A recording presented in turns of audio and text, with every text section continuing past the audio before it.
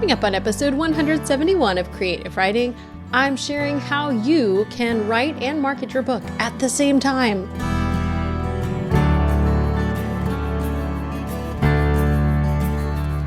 I can't go back to sleep, it's almost light. These restless thoughts have kept me up again tonight. Hello and welcome to Creative Writing. I'm your host, Kirsten Oliphant, and I am so glad that you're here, whether it's your first or 171st time listening to the podcast. Thank you. Thank you for being here and giving me a reason to keep showing up mostly every week. Summer, I give myself a little bit of a pass, and I hope you do too, because I'm taking a pass. Summer's killing me. But here we are, and this is episode 171. Last week in episode 170, I shared how my co-writer and I wrote and launched a book in almost 30 days. We're actually at just over 30 days. If we wanted to, we could go ahead and click publish. We have the finished manuscript. Everything's done. I'm formatting the print book now. And it was kind of wild. And I also said you shouldn't necessarily do it in a month. And I had some questions from you guys and some thoughts that maybe I could break down some specific actions for you guys that you should and shouldn't spend time doing as you're preparing your own book writing and launching. Also, I made a very simplified, super simplified launch plan in episode 140. So if you want to go look at that, it's creativewriting.com/140. And actually the couple after that go a little bit deeper into some of the parts of that. So some of this might be a little bit of a repeat, but this is just a quick episode. I want to share some things that I would suggest doing if I were you, and things that I would say, please stop, please, for the love of all that's holy, stop doing these things to waste your time when you should be doing other things. So let's get right into that. And I'm going to go ahead and summarize what I talked about last week, just so you can kind of get your bearings in case you didn't listen to episode 170. Also, side note, show notes for this episode are going to be at creativewriting.com/171. You can always look for the show notes if you just do a little slash and then the number. So 171, episode 171. Okay, so last week when I shared the million things that really stressed me out to write down, but didn't stress me out to do, that my co-writer E.C. Farrell, aka Courtney, and I did in the last month to prepare for the book launch. I was going to add some things, but basically the only thing that we've done differently since that episode is wait for the proofreader to get back to us and then send out to the second round of ARC readers, the advanced readers, once we had the proof copy done. I also did an author takeover in a group, which really didn't sell that many copies, but there's a lot of people who read in KU, so I'm hoping that once it's actually live, those people, they've seen my book, they've seen me, we've interacted, and that it'll be like that whole touch point thing with sales, I hope, because otherwise that was a giant waste of time. However, onward and upwards, right? So in that episode, I did share what we did, and the things that really, if you didn't notice, I kind of went back and read through. Other than writing the book, which we did together, and again, Courtney and I wrote really fast, does not have to be your speed. You don't have to be fast to look at episode 170, but we wrote, and then we focused on email lists. Like that was primarily the marketing. Like when we spent time marketing, that's primarily where it was. I created a freebie that was a prequel to the series, and then I sent Facebook ads there. I used BookDoggy and Instabooks to send people there to the page on BookFunnel where you could enter your email address and download copies. And then, you're on our email address. So we actually have just over 2,000 people now on our email list, which is amazing. And so that's where we really focus the efforts, because email sells books better than anything else. And, we've got a whole bunch of books coming up in the fall. I have some that are solo, Courtney will as well. And we have this joint series. And so now we've invested not just in this one book, but we have invested that money that goes toward an email list, building long-term fan relationships. So that's really what I would suggest you guys kind of focusing on is when you are trying to figure out where in the world to start with marketing and you're writing a book. I know for some people, it's better for them to write the whole book before they start marketing. And I totally understand if you want to do that. And I normally am very much like, do your own thing. And I still am like that. However, I also have found over the last year that sometimes when I tried something new, I was able to do it. Example, writing books while I have little kids at home. Didn't think I could do it. Change genres. Much easier to write these other things than literary fiction, which is what I was trying to write, and my brain couldn't do it. It melted down. That did not work, but I can write YA. I can write romance. I can do those things when I have kids at home. It's a just different headspace. So anyway, challenge yourself. And I would say each day have a little, whatever it is that you do, whether you have a board behind you or you have like a online tool thing, writing and marketing, do something of each. Maybe your writing goal is 2,000 words. Maybe it's 500. Maybe your marketing goal is tiny. I don't care. Do one of each thing each day. That would be my suggestion for you. And if you're trying to figure out where to spend that time for marketing, especially in the early days, I would highly recommend creating a freebie, and it doesn't have to be long. And I talk about this. It's probably, it's right after episode 140. I'll see if I can kind of come up with that real fast. But I would recommend writing something, a freebie. Part 4. So that's going to be, let's see, 140. So 141, 143, it should be. And that's going to help you understand how to kind of like some more details about writing a freebie. But basically my goal would be write a freebie that relates to the paid book you're going to publish. And it doesn't have to be that long, doesn't have to be a full-length book.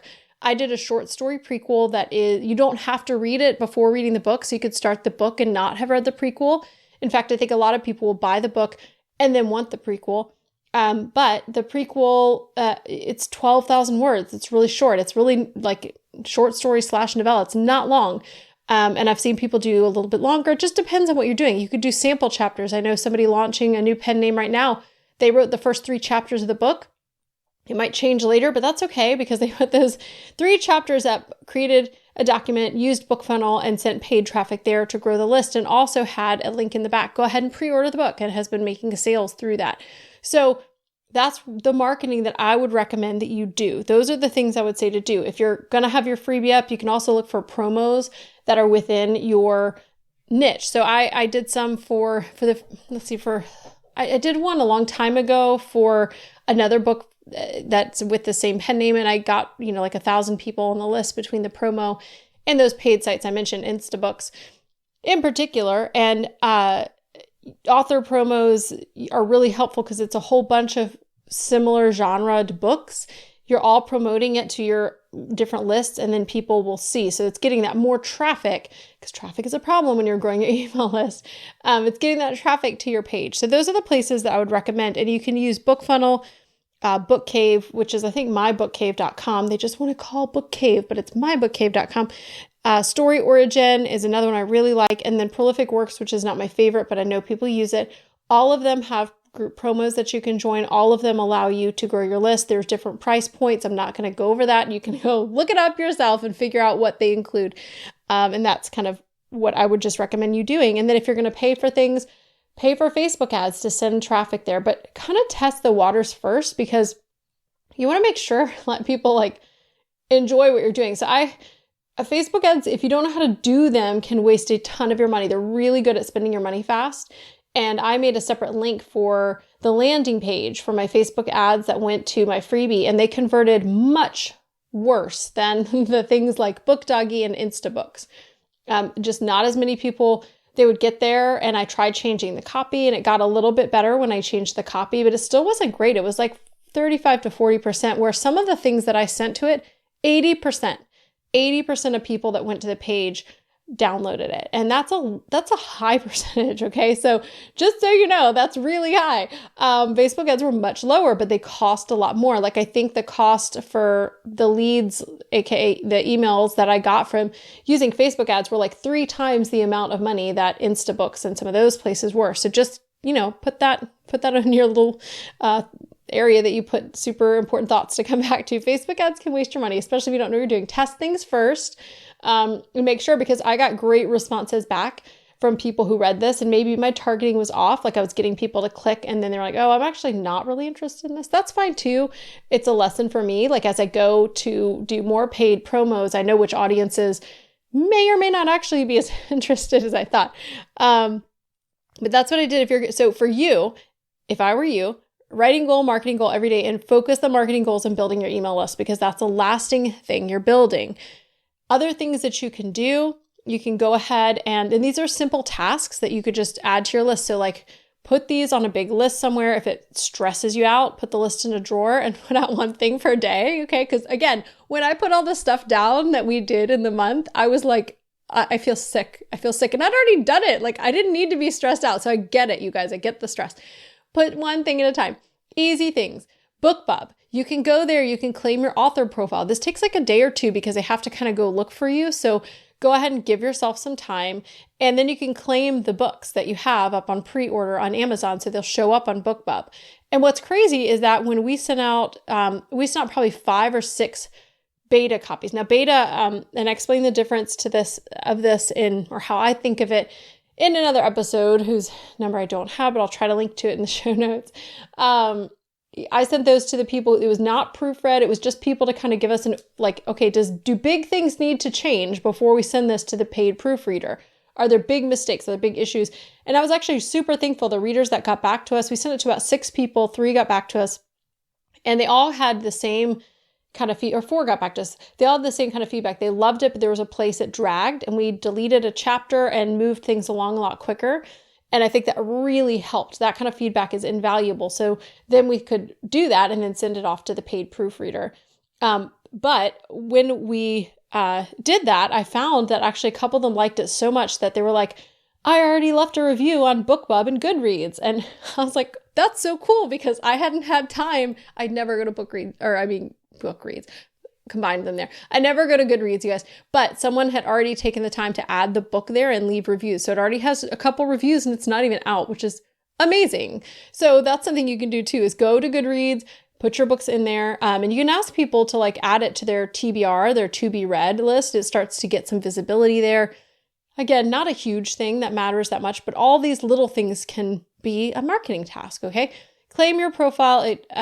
BookBub, you can ask then when your people review it, when you get your ARC readers, they can already go review it. So when I sent out the ARC copies today, I was like, hey, it's not up on Amazon, but if you finish tomorrow and feel like adding a review, you can go to Goodreads. It's already there. So those things are done. Go to Amazon. You can do your, update your author central bio and all of those kinds of things and put your freebie, the link right in that bio right there. You can work on your blurb. You could hang out in Facebook groups. And I do this a lot. I have joined Facebook groups for readers and authors in the genres that we're doing so that I can see what other authors are doing in terms of marketing.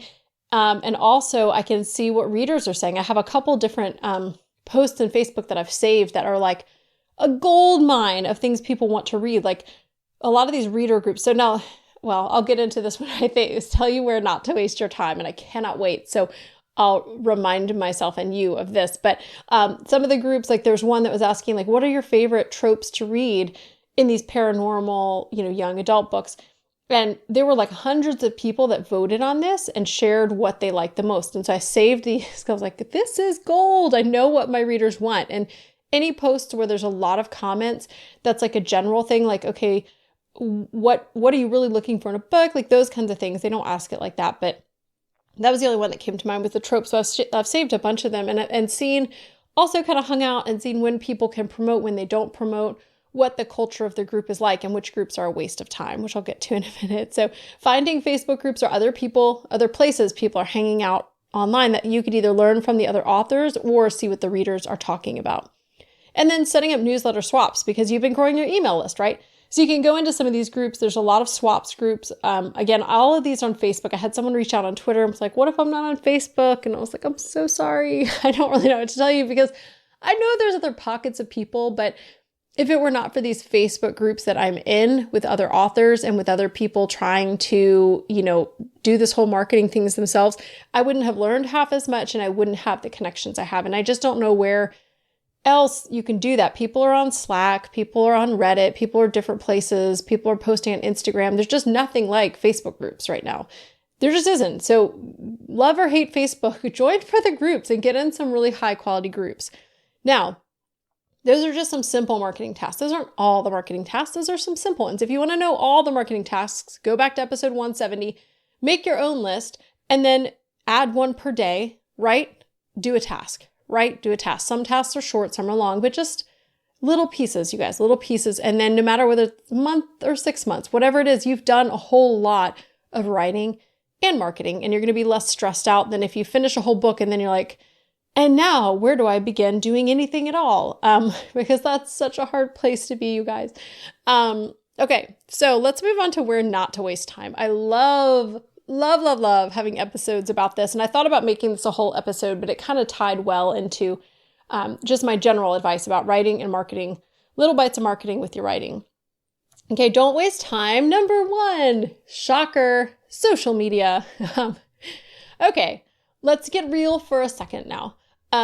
While I love Twitter and I have a good size following there, probably, as large as any of my other followings, it's about between 9,000 and 10,000 people. It does nothing for my book sales. And maybe this week I'll set up like a special link or something to see and like track it and all that. Nothing happens on Twitter. Now, I will say there's some great groups on Twitter. There's some great hashtags. Twitter has some of the funniest things going on in social media that I just absolutely love. But in terms of making book sales and connecting with readers, I know almost no one who sees any traction there. It's just not really what people are doing on Twitter. Instagram can be fantastic. And like I've said in the past, you guys pick a social media platform and that's where you can hang out. If you have a social media platform that's working for you, that you're really building, great. But just make sure it's actually, I want you to just really be honest with yourself. Is this going to help you sell books? Is it? And if you're unsure, think about it this way. Is this going to build relationships with readers, like for real, in a way that's going to make them want to buy your books? And if you're not sure, I don't know, maybe you're not in the right place. Let me talk about Facebook groups, because I've gone on and on about how Facebook is fantastic. Facebook in general makes me a little batty, but if without it, I would just not have some of the things I have. Just that's the truth.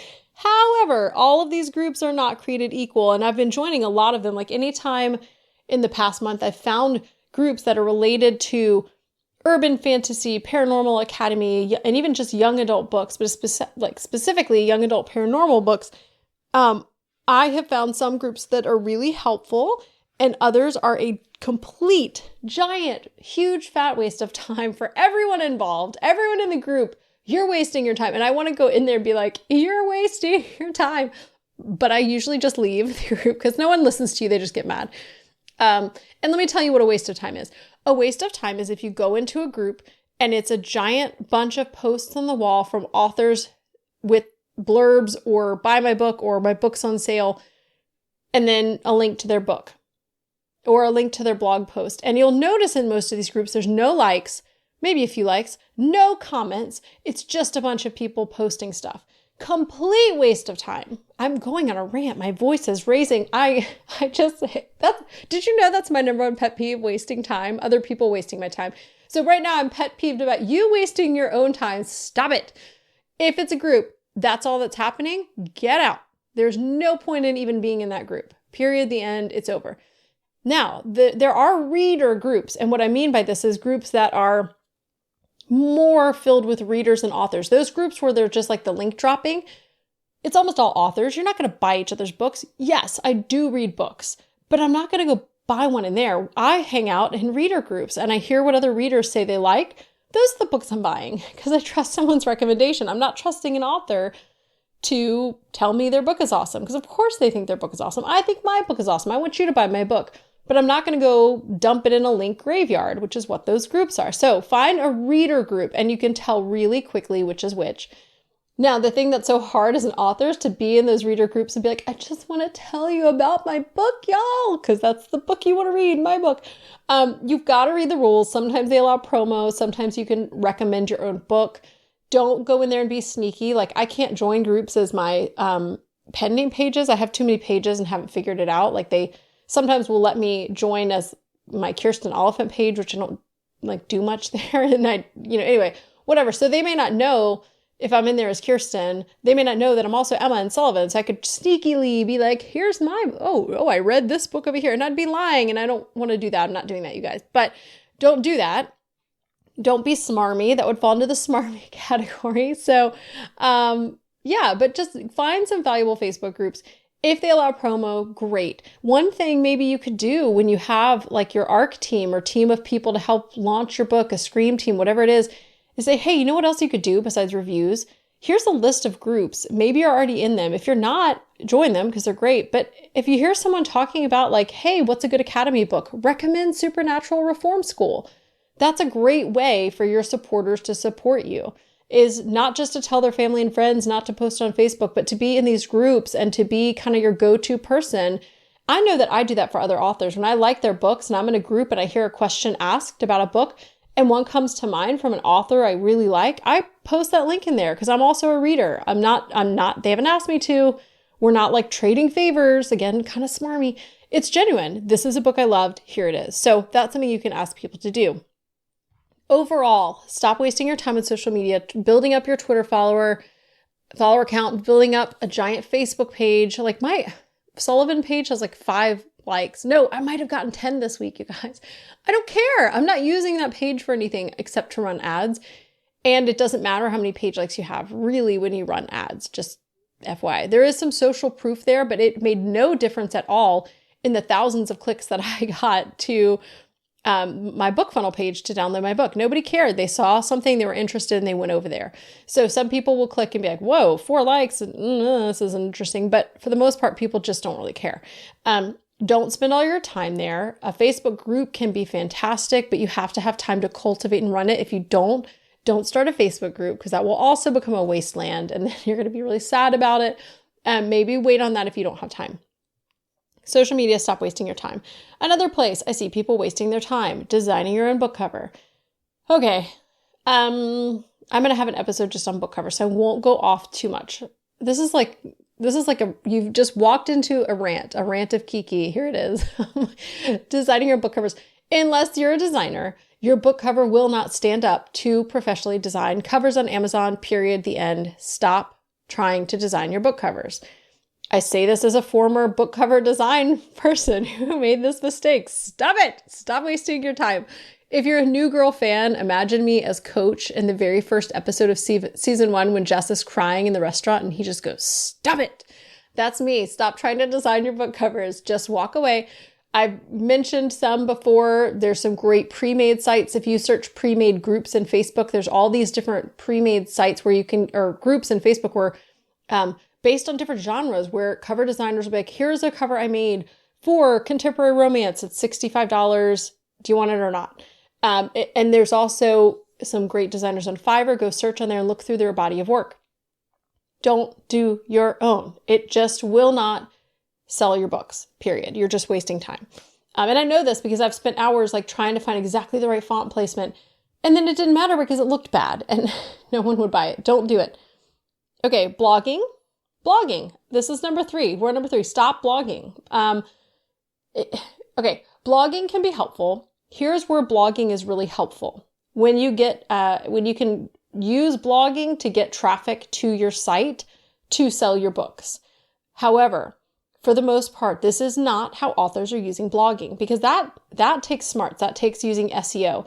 If you want to get traffic to your blog, you need to understand how to run SEO, which is search engine optimization, so your blog will show up in Google. If you're writing about your writing process, it's likely never going to show up in Google. Or writing book updates on your blog, never going to show up in Google. Not that many of your readers actually care. Maybe they want that in your email. They're not going to go click your blog to read it. Just reality check here. I'm not saying blogging is dead. I'm just saying that blogging is not the best use of your time. So unless you're doing something that's very Pinterest worthy or very Google search worthy, if it's something more general that's a how-to or helpful post, it's not going to get you a lot of traffic and eyeballs. It's not going to help you sell your books.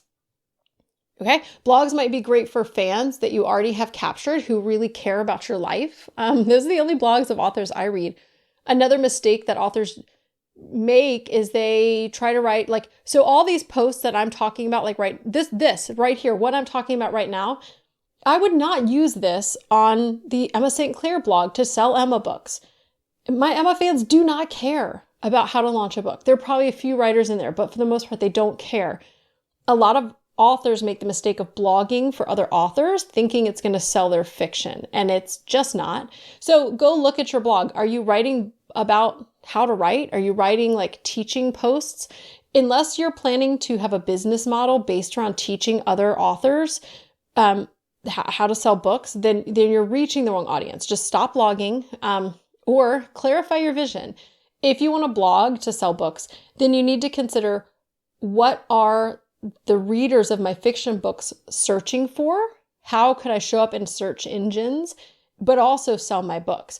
One thing I've done, and I planned out a content strategy for Emma, but then abandoned it because I just decided it wasn't worth my time, was to go through and create blog posts that were kind of like listicles, if you guys know that term from blogging, where like it's basically like a big blog post that's a list of different things, where it was things like the best billionaire books, the best box sets. Those are things that people might actually Google and find, and then you put your books in there too.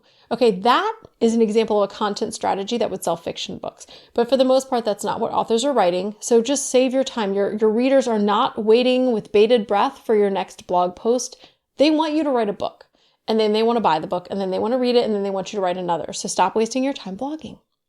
I'm being so mean. I hope you guys know this is me being truthful, and I really love you. I really love you if you have been spending a lot of time blogging, and I am so sorry. I should probably be way nicer. But this is just, I'm not being nicer. I'm so sorry. If you're really sad out there, you guys, I love you anyway. I've made all these mistakes. Okay. This is why I can share them with you. I have made them first. I have gone before you and shown you the way of making mistakes. So yeah. Last one, and I know there's more. If I think of more, I'll share more. And I feel really mean. Y'all don't hate me after this. Stop creating stuff like bookmarks. Stop it. Now, there are some places that those can be helpful. That is a good bonus, maybe. But bookmarks and other swag are things that don't sell your books. They are gifts for a reader who already likes your books, which again is not selling your books. It might keep a fan, but if I like an author's book, I don't need a bookmark to like them more. I already like them because I like their writing. I see a lot of authors setting up Patreon accounts and things like that and giving away like swag like that. And they're spending their time designing the bookmarks. Unless you're going to a trade show or something where you really need a lot of bookmarks, or something where that would actually be a good advertisement, which for the most part, I'm just going to argue it's not. You don't want to waste your time designing that. You don't want to waste your money hiring that out. Those are not things that sell books. I really want you guys to ask yourself, like when you're thinking about where to spend your time, ask yourself the last time this made you buy a book. When is the last time a bookmark made me buy a book? Never, not one time ever.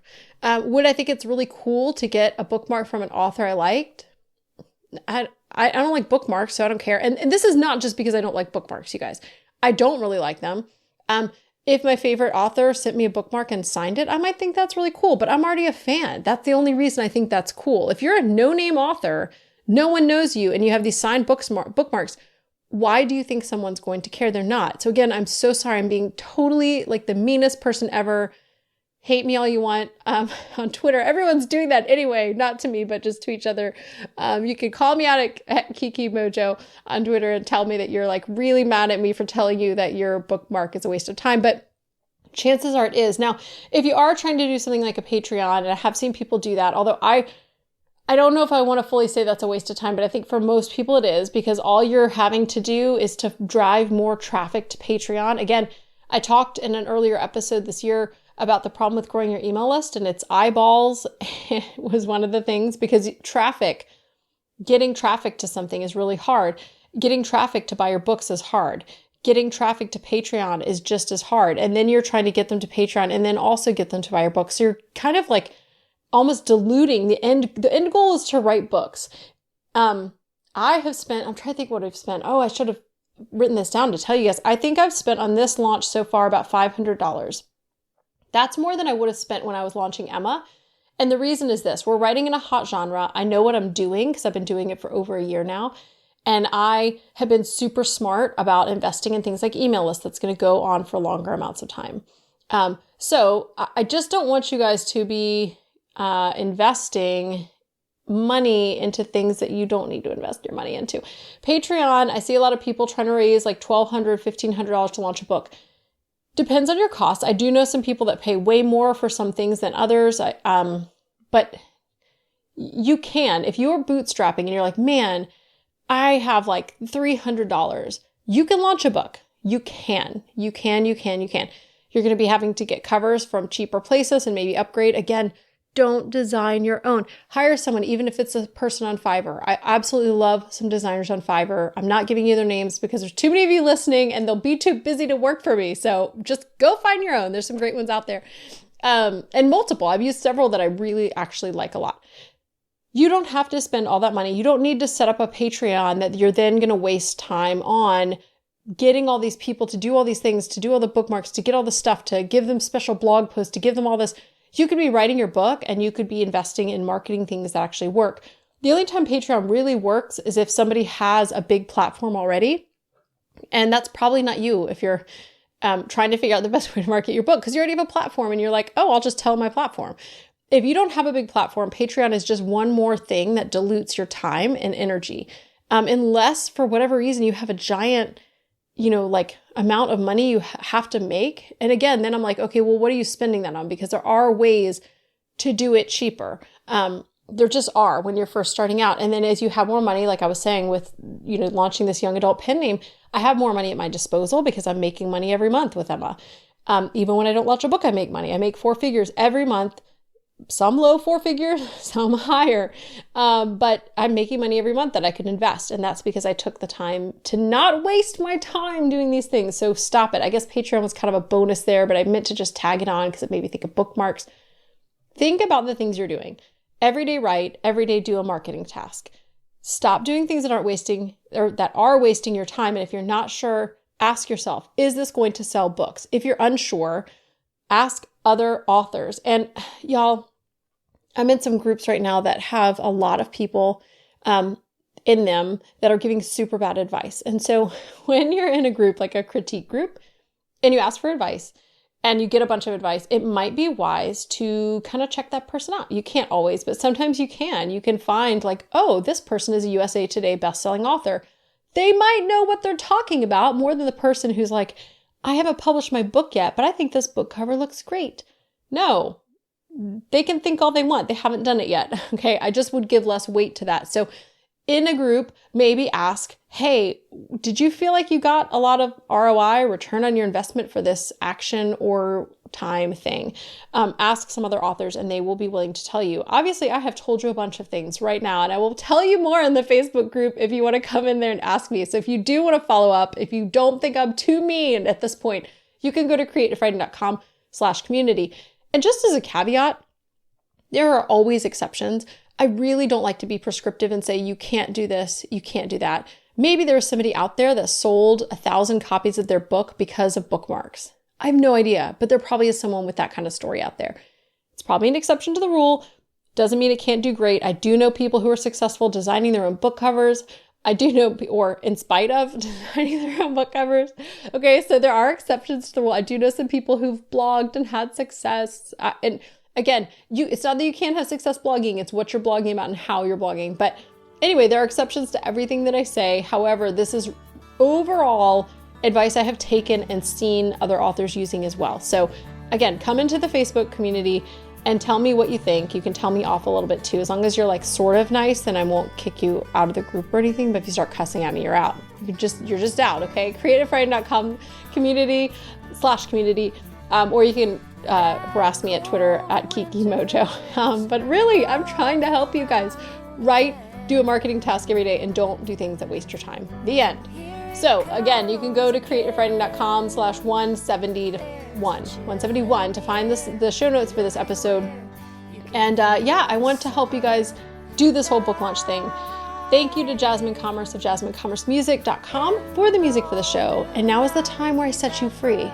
And I set you free by saying, go out and create content that you love to serve your people well.